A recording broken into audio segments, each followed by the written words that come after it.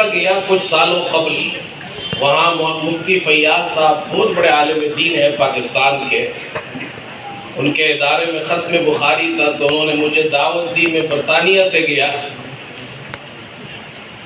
تو وہاں میں نے طلبہ سے ایک بات وہاں عرض کی جو آج بھی آپ کو عرض کر دیتا ہوں۔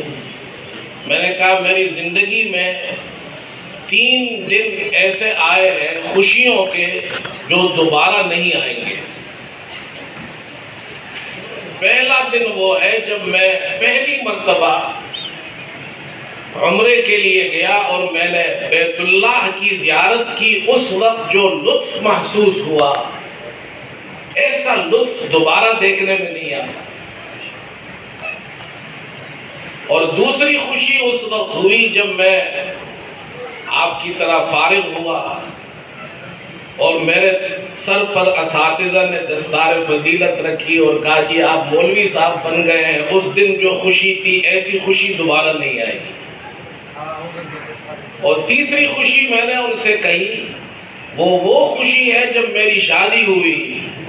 پہلی شادی والی خوشی زندگی میں دوبارہ نہیں آتی، چاہے آپ دوسری کریں تیسری کریں۔ تو اللہ تعالیٰ آپ کو خوشیاں نصیب فرمائے۔ آج بہت سے فتنے ہیں، اور ان فتنوں میں سب سے بڑا فتنہ وہ ہے جو مولوی کے خلاف، مسجد کے خلاف اور مدرسے کے خلاف۔ یہ 3 میم ہے، مدرسہ بھی میم سے شروع ہوتا ہے، مسجد بھی میم سے اور مولوی بھی میم سے۔ مسجد، مدرسہ، مولوی 3 میم کے خلاف ہے یہ۔ لیکن انشاءاللہ مولوی والا میم ہارتا نہیں ہے۔ ایک صاحب نے مولوی صاحب کو شعر سنایا اور اس نے مدرسے پہ طعن کیا اور کہا یہ میکدہ ہے تیرا مدرسہ نہیں واعظ۔ مولوی صاحب سے کہا یہ میکدہ ہے تیرا مدرسہ نہیں واعظ، یہاں شراب سے انسان بنائے جاتے ہیں۔ کہا یہاں شراب سے انسان بنتے ہیں، جب ہم شراب پیتے ہیں تو انسانیت ہمارے اندر آتی ہے، ہم بڑے ماڈرن لوگ ہیں، ہم تو شراب پیتے، تم مولوی لوگ ہو دال کھاتے ہو۔ اس نے طعن کیا، مولوی صاحب بھی بڑا اچھا مولوی تھا، اس نے کہا جواب بھی سنیے۔ اس نے کہا یہ مدرسہ ہے تیرا میکدہ نہیں ساقی، یہ مدرسہ ہے تیرا میکدہ نہیں ساقی، یہاں کی خاک سے انسان بنائے جاتے ہیں۔ جب یہاں بچہ آتا ہے اور اس گیٹ سے جامعہ امام ابو حنیفہ کے اندر داخل ہوتا ہے اور اس کا پہلا روز ہوتا ہے تو اسے بسم اللہ پڑھنی نہیں آتی ہے، اور 8 سال بعد جب اس کے سر پر دستار فضیلت سجائی جاتی ہے تو وہ عالم دین بن کر نکلتا ہے۔ یہ مدارس کی خدمات ہے۔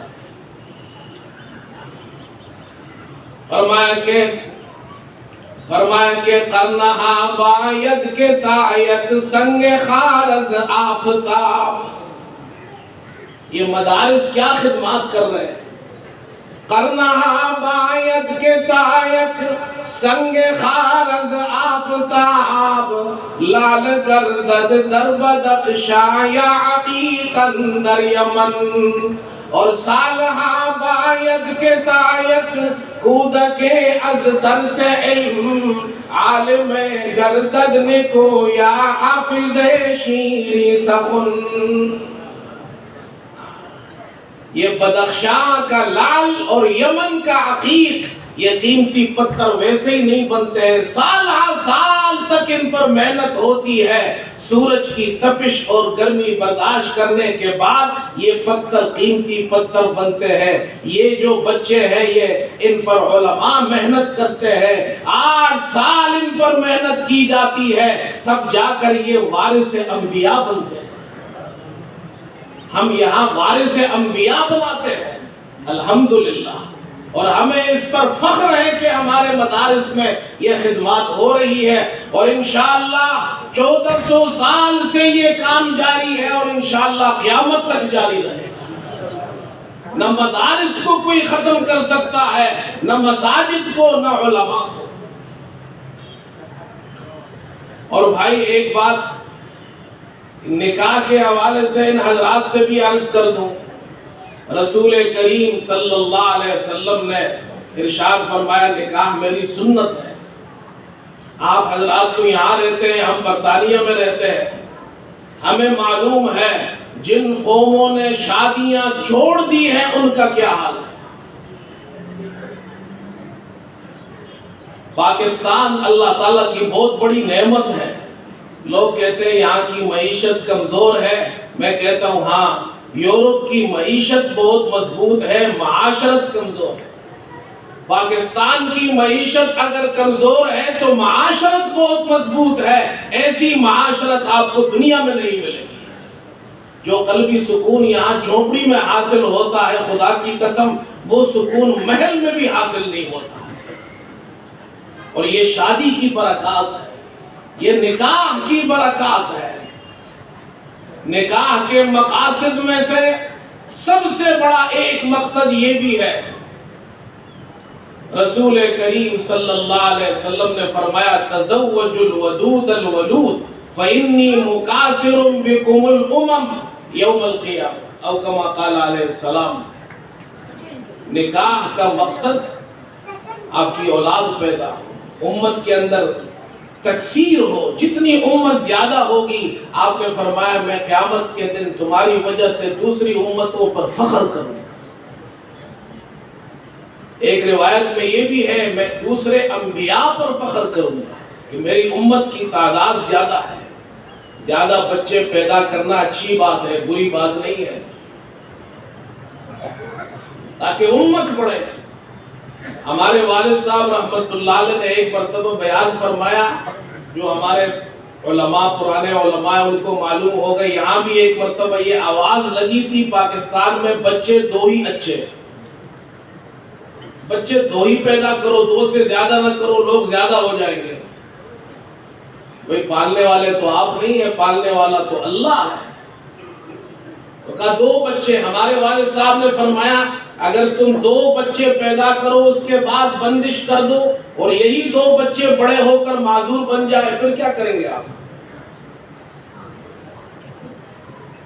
دونوں ہی بچے آپ کے معذور ہو گئے، آگے آپ نے بندش کر دی ہے، آپریشن کر کے جی بندش ہو گئی ہے، بچے نہیں پیدا کرنے۔ اللہ نے جتنے بچے دینے ہیں وہ آپ کو ملیں گے، آپ کچھ بھی کریں۔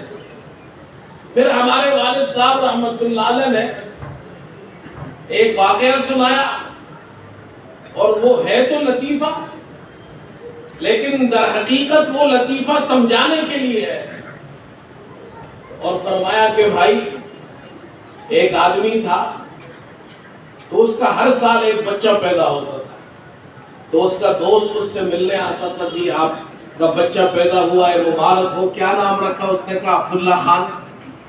اگلے سال آیا پھر بچہ پیدا ہوا، جی کیا نام رکھا؟ عبد الرحمن خان۔ پھر آیا، جی کیا نام رکھا؟ جی محمد خان۔ اب ہر سال بچہ پیدا، اس نے کہا بھئی آپ کے بچے بہت ہو گئے، اب آگے بندش کرو۔ اس نے کہا ٹھیک ہے، آگے بچے پیدا نہیں ہوں گے۔ اگلے سال پھر دوست آیا، دیکھا جی ایک نیا بچہ موجود ہے، کہا اس کا نام کیا ہے؟ کہا اس کا نام ہے زبردست خان۔ بھئی اس کا نام زبردست خان کیوں رکھا ہے؟ کہا میں نے بہت احتیاط کی ہے لیکن یہ زبردستی پیدا ہو گیا اس لیے اس کا نام زبردست خان ہے۔ اللہ تعالیٰ جس کو دینا چاہے ایسے زبردست خان کو کسی کا باپ بھی نہیں روک سکتا ہے، اس لیے اپنا ایمان خراب نہ کرے۔ جن قوموں نے شادیاں چھوڑ دی ہیں، اچھا ایک بات مجھے یاد آ گئی، ہمارے گھر میں خواتین پڑھنے آتی ہے، میری اہلیہ پڑھاتی ہے، محلے کے بچے بھی آتے ہیں، خواتین بھی آتی ہے۔ اس میں ایک خاتون انگریز جو مسلمان ہوئی ہے وہ بھی پڑھتی ہے اور اس کے بچے بھی پڑھتے ہیں۔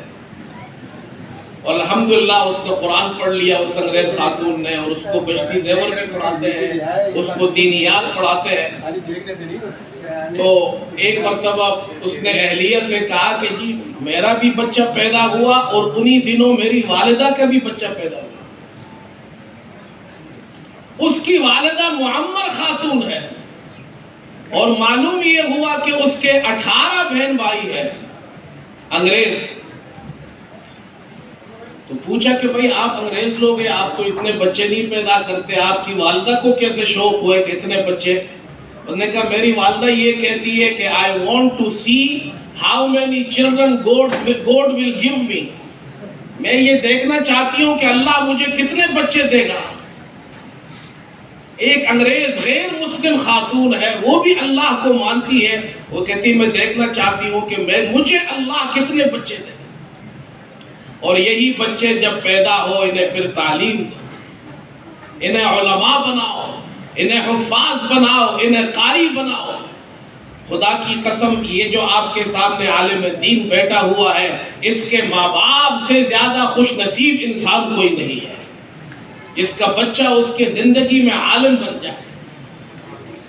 ہم منع نہیں کرتے آپ دنیاوی تعلیم بھی دیں، لیکن اپنے بچوں کو علماء بنائے، یہی بچے آپ کو کام آئیں گے۔ اللہ تعالیٰ ان حضرات کو جو علماء بنے ہیں ان کے زندگیوں میں برکت دے، ان کے علم میں برکت دے۔ اللہ تعالیٰ مستقبل میں ان سے کام لے، اور آپ کو نہیں معلوم آج آپ فارغ ہوئے ہیں دنیا میں کہاں کہاں جائیں گے، آپ دین کی خدمت کریں گے۔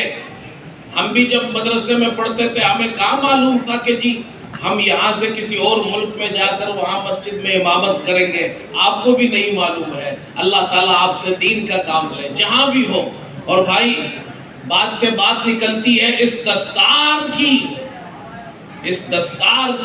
یہ جو دستار فضیلت آپ کے اساتذہ نے آپ کے سر پر رکھی ہے، اس کا تقاضا یہ ہے کہ اس دستار کو اونچا رکھو، اسے کبھی نیچے گرنے مت دیں۔ بس یہ ایک نصیحت میں آپ سے کرتا ہوں کہ اس کا تقاضا یہ ہے کہ اس دستار کی حفاظت کرنا۔ اللہ تعالیٰ آپ کو دنیا اور آخرت کی خوشیاں نصیب فرمائے۔ وآخر دعوانا الحمدللہ رب العالمین۔